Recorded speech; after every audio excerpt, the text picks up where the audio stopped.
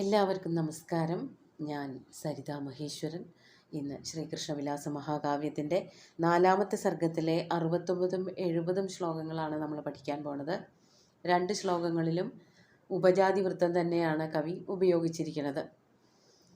കഴിഞ്ഞ ദിവസം പറഞ്ഞു നിർത്തിയത് ഭഗവാന്റെ വേണുകൂതൽ കേട്ടിട്ട് കാട് മുഴുവനും സ്തബ്ധമായി പോയി എന്നും അതിനുശേഷം ഓരോരുത്തരും ചെയ്തതായിട്ടുള്ള പ്രവൃത്തികൾ അതൊക്കെയാണ് പറഞ്ഞു നിർത്തിയത്.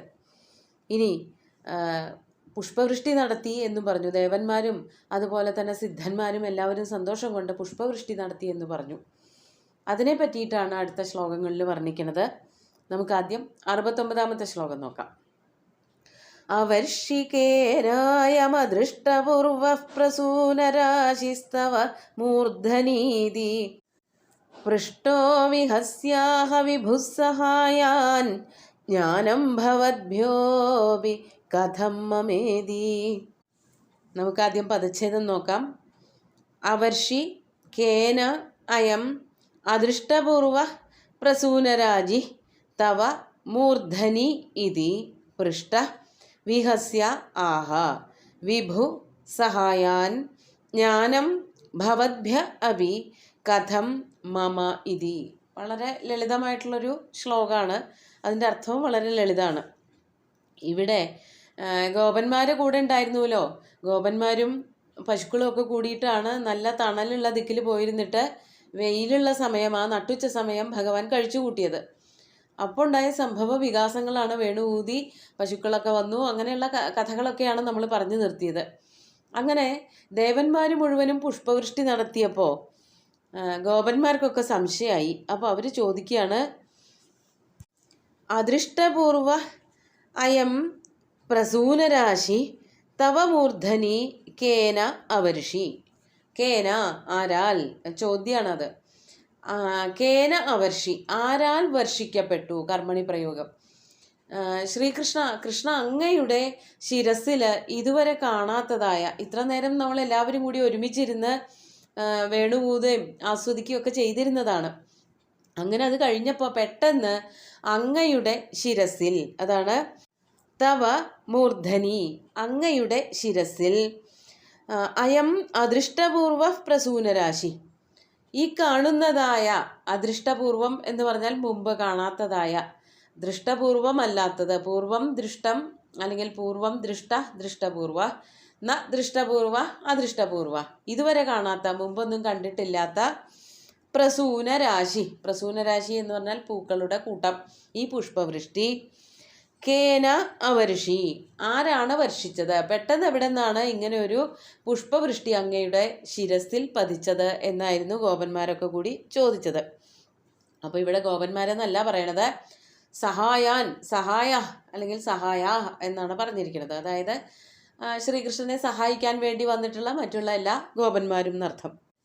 ഇതി പൃഷ്ട വിഭു, ഇപ്രകാരം ചോദിക്കപ്പെട്ട ആ വിഭു ഉണ്ടല്ലോ, വിഭു എല്ലായിടത്തും നിറഞ്ഞു നിൽക്കുന്ന ഭഗവാൻ മഹാവിഷ്ണു ശ്രീകൃഷ്ണൻ, അദ്ദേഹം എന്താ ചെയ്തത്? വിഹസ്യ, വിഹസ്യ എന്ന് പറഞ്ഞാൽ ഒന്ന് ചിരിച്ചിട്ട്, മന്ദമായിട്ടൊന്ന് ചിരിച്ചിട്ട്, അധികമൊന്നും ഉറക്കെ ചിരിക്കാതെ മന്ദമായിട്ട് അവരോട് ചില കാര്യങ്ങൾ ധരിപ്പിക്കുമ്പോൾ വന്നതായ ഒരു സ്വാഭാവികമായിട്ടുള്ള ചിരി, അതാണ് വിഹസ്യ. സഹായാൻ ആഹ, സഹായികളോട്, തൻ്റെ കൂടെ നിൽക്കുന്ന ഗോപന്മാരോട് ഇപ്രകാരം പറഞ്ഞു. എന്താ പറഞ്ഞത്? ഭവദ്ഭ്യ അപി ജ്ഞാനം കഥം മമ ഇതി ആഹ. എന്താണ് അവരോട് പറഞ്ഞതെന്നാണെങ്കിൽ, ഭവദ്ഭ്യ അപി, നിങ്ങളെക്കാൾ കൂടുതൽ, ജ്ഞാനം അറിവ്, മമ കഥം ഇതി ആഹ, സഹായാൻ ആഹ, നിങ്ങളെക്കാൾ കൂടുതൽ അറിവ് എനിക്ക് എങ്ങനെയാണ് ഉണ്ടാവണത്? അതായത് എൻ്റെ ശിരസിലാണ് പൂക്കളൊക്കെ വന്ന് പതിച്ചത് എങ്കിലും ഞാൻ എല്ലാ സമയവും നിങ്ങളുടെ കൂടെ തന്നെ അല്ലായിരുന്നുവോ? എൻ്റെ ശരീരത്തിൽ എങ്ങനെയാണ് പുഷ്പവൃഷ്ടി, മരങ്ങളാണോ വർഷിച്ചത്, കാറ്റാണോ കൊണ്ടിട്ടത് എന്നുള്ളതൊന്നും എനിക്കറിയില്ല. നിങ്ങളെക്കാൾ കൂടുതൽ എങ്ങനെയാണ് എനിക്ക് അറിവുണ്ടാവണം? ഞാൻ നിങ്ങളുടെ കൂട്ടത്തിലുള്ള ഒരാളല്ലേ? അതാണ് കൃഷ്ണൻ ചോദിച്ചത്. അതായത് കൃഷ്ണന് കാര്യങ്ങളൊക്കെ അറിയാമെങ്കിലും അവരുടെ കൂട്ടത്തിലുള്ള ഒരാളായിട്ട് തന്നെ മാറാൻ വേണ്ടിയിട്ടാണ്, അവർക്ക് അങ്ങനെ ഒരു തോന്നൽ ഉണ്ടാവണ്ട, ഈ ആൾ വലിയൊരാളാണ് എന്നുള്ള തോന്നൽ ഉണ്ടാവണ്ടെന്ന് കരുതിയിട്ടാണ് ശ്രീകൃഷ്ണൻ അങ്ങനെ പറഞ്ഞത്. നിങ്ങളെക്കാൾ കൂടുതൽ ജ്ഞാനം എനിക്ക് എങ്ങനെയാണ്, എൻ്റെ ശിരസിൽ പൂക്കൾ വന്നത് എങ്ങനെയാണ് എന്നുള്ളത് എനിക്കറിയില്ല എന്നർത്ഥം. അതാണ് ഭവദ്ഭ്യ അഭി ജ്ഞാനം കഥം മമ ഇതി ആഹാ. നിങ്ങളെക്കാൾ കൂടുതൽ അറിവ് ഈ കാര്യത്തിൽ എനിക്കില്ല. നിങ്ങളെന്താണോ കണ്ടത്, നിങ്ങളെന്താണോ അറിഞ്ഞത്, അതൊക്കെ തന്നെ എനിക്കുള്ളൂ എന്നാണ് ഇവിടെ പറഞ്ഞിരിക്കുന്നത്. അതായത് ഞാൻ നിങ്ങളിൽ നിന്നും വ്യത്യസ്തനല്ല, എല്ലാ സമയവും നിങ്ങളുടെ കൂടെ തന്നെയാണ് ഉണ്ടായിരുന്നത്, ഞാൻ വെറുമൊരു ഗോപൻ തന്നെയാണ് എന്ന് പറയാനാണ് കൃഷ്ണൻ ഉദ്ദേശിക്കുന്നത്. നമുക്ക് അടുത്ത ശ്ലോകം കൂടി നോക്കാം. 70ാമത്തെ ശ്ലോകം നോക്കൂ. വിഷഹ്യതാം യാതി വിവസ്വദംശൗ വിശ്രാന്തമുത്ഥാപ്യ ഗവാം സപുഞ്ചം ഭൂയസ്തൃണശ്യാമളഭൂതലേഷു പ്രാരബ്ധസഞ്ചാരയിതും വനേഷു. ആദ്യം പദച്ഛേദം നോക്കാം. വിഷഹ്യതാം യാതി വിവസ്വദംശൗ വിശ്രാന്തം ഉത്ഥായ ഗവാം സപുഞ്ചം ഭൂയ തൃണശ്യാമളഭൂതലേഷു പ്രാരബ്ധ സഞ്ചാരയിതും വനേഷു. ഇതൊക്കെയാണ് ഇതിലെ വാക്കുകൾ. അങ്ങനെ പുഷ്പവൃഷ്ടിയൊക്കെ കഴിഞ്ഞു, അവർ പതുക്കെ എണീറ്റിട്ട് പശുക്കളെയും കൊണ്ട് പോവുകയാണ് എന്നാണ് പറയണത്. ഇവിടെ വർണ്ണിക്കുകയാണ്. സഹ് കൃഷ്ണ, സഹ് എന്നാണ് പറഞ്ഞത് ആ കൃഷ്ണൻ.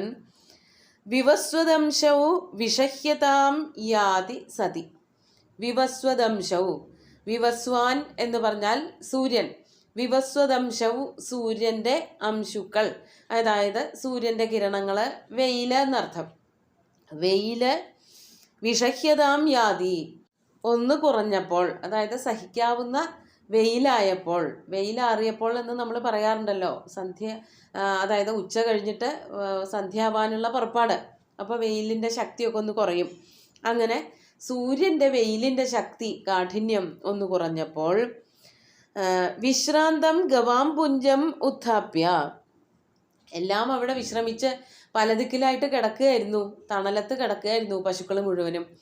പുല്ലൊക്കെ തിന്ന് വെള്ളമൊക്കെ കുടിച്ചിട്ട് വെയിലാറണത് വരെ കാത്ത് അവർ ഭഗവാന്റെ ഓടക്കുഴൽ നാദം കേട്ടിട്ട് പശുക്കളൊക്കെ തന്നെ കാട്ടിൽ, അതായത് തണലത്ത്, വലിയ മരങ്ങളുടെ തണലത്ത് വന്ന് കിടക്കുകയായിരുന്നു.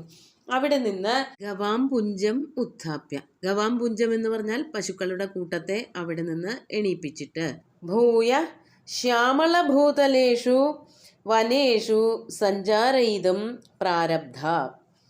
ഭൂയ എന്ന് പറഞ്ഞാൽ വീണ്ടും. രാവിലെ വന്നിട്ട് എന്തൊക്കെയാണോ ചെയ്തിരുന്നത് അതൊക്കെ തന്നെ പിന്നെയും ചെയ്യാൻ തുടങ്ങി. ഭൂയ വീണ്ടും. ഉച്ചവെയിലാറിയപ്പോൾ പിന്നെയും പഴയ പ്രവൃത്തി തന്നെ ചെയ്യാൻ തുടങ്ങി. തൃണശ്യാമളഭൂതലേഷു വനേഷു. തൃണശ്യാമളഭൂതലം, പുല്ല് നിറയെ പടർന്നു കിടക്കുന്നതായ ഇരുണ്ട ഭൂമി. അതായത് പുല്ല് കിടക്കുന്നത് കൊണ്ട് മണ്ണ് കാണാനില്ല, പുല്ലിൻ്റെ ആ ഒരു ഇരുണ്ട കാന്തിയാണ് കാണാൻ പറ്റണത്. അതുകൊണ്ടാണ് അങ്ങനെ പറഞ്ഞത്. പുല്ല് നിറയെ വളർന്നു കിടക്കുന്നതായ കാട്ടുപ്രദേശങ്ങളിൽ. അപ്പം നേരത്തെ പുല്ല് വളർന്നു നിൽക്കുന്നുണ്ടായിരുന്നില്ലേ എന്ന് ചോദിച്ചാൽ ഉച്ച സമയത്ത് പുല്ലില്ലാഞ്ഞിട്ടല്ല, പക്ഷെ വെയിൽ കൊണ്ടാൽ വല്ലാതെ ക്ഷീണാവും മനുഷ്യർക്കായാലും പശുക്കൾക്കായാലും എന്നുള്ളത് കൊണ്ടാണ് പുല്ലുണ്ടെങ്കിലും തണലത്തേക്ക് ഈ പശുക്കളെ മാറ്റി നിർത്തിയത്. അവരെല്ലാവരും, ഗോപന്മാരും ശ്രീകൃഷ്ണനും ബലരാമനും ഒക്കെ തണലത്തേക്ക് മാറി നിൽക്കുകയായിരുന്നു ചെയ്തത്. പിന്നെ വെയിലൊക്കെ ഒന്ന് കുറഞ്ഞപ്പോൾ, വെയിലിൻ്റെ കാഠിന്യം കുറഞ്ഞപ്പോൾ ഇതേ സ്ഥലത്ത് എവിടെ നിന്നാണോ നല്ലവണ്ണം പുല്ല് കിട്ടിയിരുന്നത് അവിടേക്ക് തന്നെ, ആ കാട്ടിലേക്ക് തന്നെ പശുക്കളെ കൊണ്ടുവന്നു. അതാണ് തൃണശ്യാമളഭൂതലേഷു വനേഷു സഞ്ചാരയിതും. സഞ്ചാരയിതും എന്ന് പറഞ്ഞാൽ പശുക്കളെ മേയ്ക്കാൻ പ്രാരബ്ധ പുറപ്പെട്ടു. അവയെ ഈ പുല്ലുള്ള പ്രദേശത്തേക്ക് കൊണ്ടുവന്ന് അവയെ അവിടെ തന്നെ മേയാൻ വിട്ടു എന്നർത്ഥം. അപ്പോൾ ആദ്യം എന്താണോ ചെയ്തിരുന്നത് അത് തന്നെ ചെയ്യാൻ തുടങ്ങി. ഉച്ചയ്ക്ക് കുറച്ച് നേരത്തേക്ക് ഒരു ഇടവേള എടുത്തിട്ട് ക്ഷീണമൊക്കെ മാറ്റി, പശുക്കളും ക്ഷീണം മാറ്റി, ഗോപന്മാരും ശ്രീകൃഷ്ണനും ബലരാമനുമൊക്കെ ക്ഷീണം മാറ്റിയിട്ട് പഴയ പ്രവൃത്തി തന്നെ തുടർന്നു എന്നാണ് കവി വർണ്ണിക്കുന്നത്. നമുക്ക് ശ്ലോകങ്ങൾ ഒന്നുകൂടി ചൊല്ലി നോക്കാം.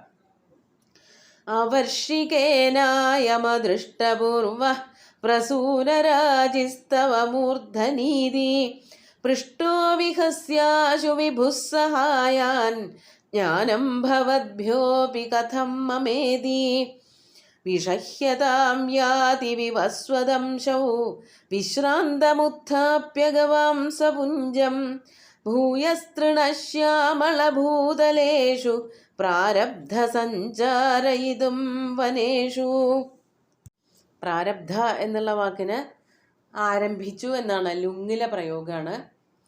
നമ്മൾ ധാരാളമായിട്ട് ഉപയോഗിക്കുന്ന പ്രാരാബ്ധം എന്ന മലയാളം വാക്ക് പ്രാരാബ്ധമല്ല, പ്രാരബ്ധം എന്നാണ്.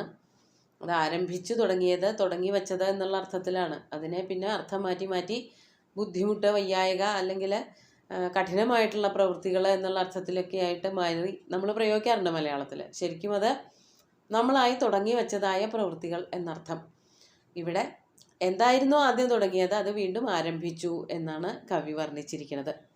2 ഭംഗിയുള്ള ശ്ലോകങ്ങളും ഭഗവാന്റെ കാൽക്കൽ അർപ്പിച്ചുകൊണ്ട് ഗുരുവായൂരപ്പനെ സാഷ്ടാംഗം നമസ്കരിച്ചുകൊണ്ട് എല്ലാവർക്കും ശുഭദിനം നേർന്നു നിർത്തട്ടെ. നന്ദി.